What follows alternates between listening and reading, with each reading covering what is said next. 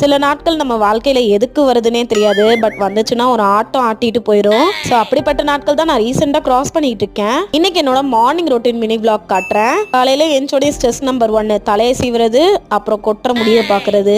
இந்த உடம்பு சரியாறதுக்குள்ள வழுக்க மண்டை ஆயிடுவேன்னு மட்டும் கண்டிப்பா தெரியுது. ஒரு சில எக்ஸசைஸ் காலை என்சோடே பண்ணிடுவேன். என்னோட டாக்டர் சொன்னது இது என்னோட மயக்கத்துக்கு கொஞ்சம் ஹெல்ப் பண்ணுன்னு சொன்னாங்க. ஆனால் இந்த எக்ஸசைஸ்லாம் பார்க்க காமெடியாக தான் இருக்கும், அதை மட்டும் அட்ஜஸ்ட் பண்ணிக்கோங்க. அடுத்தது மெடிடேஷன் இல்லைனா ப்ரேயர், அது ஒன்று பண்ணுவேன்.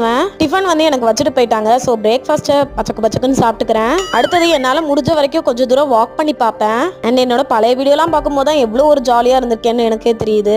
இந்த ஓல்டு வெர்ஷன் ஆஃப் பரமுவை நான் ரொம்ப மிஸ் பண்ணுறேங்க. தினமும் ஹாஸ்பிட்டல் போகிறதும் ஒரு விதமான ரொட்டீன் ஆயிடுச்சு. ஸோ தலையெல்லாம் சீவிட்டு ஹாஸ்பிட்டல் கிளம்பிட்டேன். இன்னைக்கு என்னோட பிளட் டிரான்ஸ்ஃபியூஷனுக்கு தான் வந்திருந்தேன். என்ன உடம்பு இல்லைனாலும் இது பண்ணி தானே ஆகணும். அண்ட் வெயினும் எங்கேயும் கிடைக்காம காலில் தான் போட்டோம். கடைசியில் கூடிய சீக்கிரமே எல்லா நிலமையும் மாறுவோம்னு நம்புவோம். ஸோ நெக்ஸ்ட் வீடியோ சந்திக்கிறேன். பாய்.